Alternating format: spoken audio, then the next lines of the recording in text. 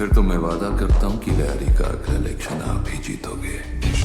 इनकी मर्जी के बगैर पाकिस्तानी सियासत का एक पत्ता भी नहीं हिल सकता। एक वक्त था जब लोग कहते थे कि ये एक्टर सिर्फ स्टाइलिश देखता है, एक्टिंग नहीं करता। और फिर एक वक्त आया जब वही लोग चुप हो गए क्योंकि उनके पास कहने के लिए कुछ बचा ही नहीं था। सोचो कितनी अजीब बात है ना। जिस इंसान को कभी अंडर एस्टिमेट किया गया, उसी इंसान ने एक दिन ऐसी परफॉर्मेंस दे दी कि लोग मजबूर हो गए कहने पर कि ये वापस आ गया है। और आज हम बात कर रहे हैं उसी कमबैक की, जिसे शायद लोग सीरियसली लेना नहीं चाहते लेकिन इग्नोर भी नहीं कर पा रहे, और वो नाम है अर्जुन रंपल। लेकिन रुक जाओ, क्या सच में ये कमबैक है या फिर सिर्फ एक ओवर हाइप?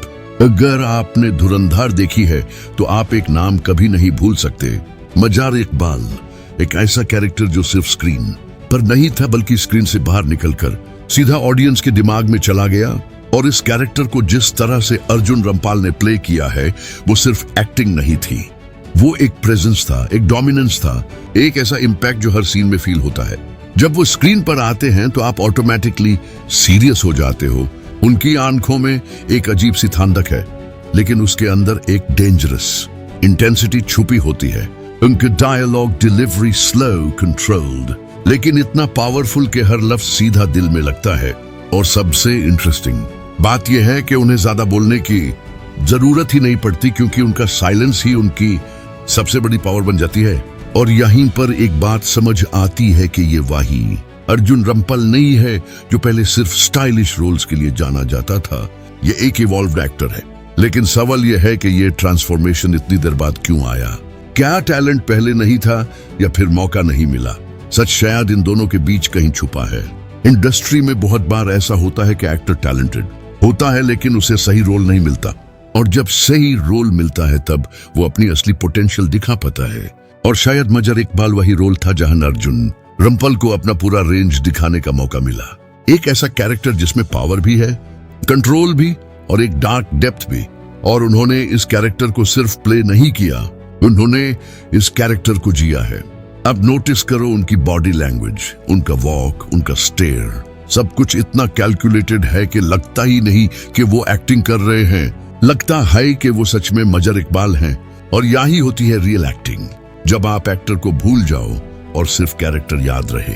लेकिन फिर भी एक सवाल रह जाता है कि क्या एक फिल्म से कमबैक हो जाता है? नॉर्मली जवाब होता है नहीं, लेकिन कुछ एक्सेप्शंस होते हैं और शायद ये उनमें से एक है।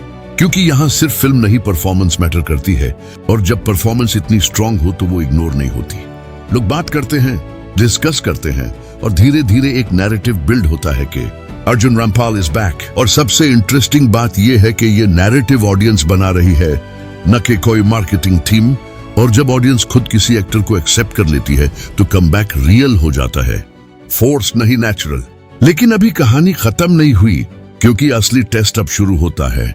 एक स्ट्रॉन्ग परफॉर्मेंस देना मुश्किल है लेकिन उसे मेंटेन करना और भी मुश्किल। अब देखना यह है कि क्या अर्जुन रंपल इस मोमेंटम को कंटिन्यू कर पाएंगे, या वो ऐसे ही स्ट्रॉन्ग रोल्स चूज करेंगे, या फिर दोबारा वही गलतियां रिपीट होंगी। क्योंकि इंडस्ट्री माफ नहीं करती, एक गलती और गेम खत्म।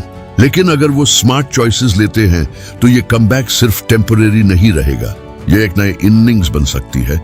एक ऐसी इनिंग्स जहां वो सिर्फ एक्टर नहीं बल्कि एक रिस्पेक्टेड परफॉर्मर के रूप में वापस आएंगे, और शायद इस बार ज्यादा स्ट्रॉन्ग, ज्यादा मैच्योर और ज्यादा डेंजरस।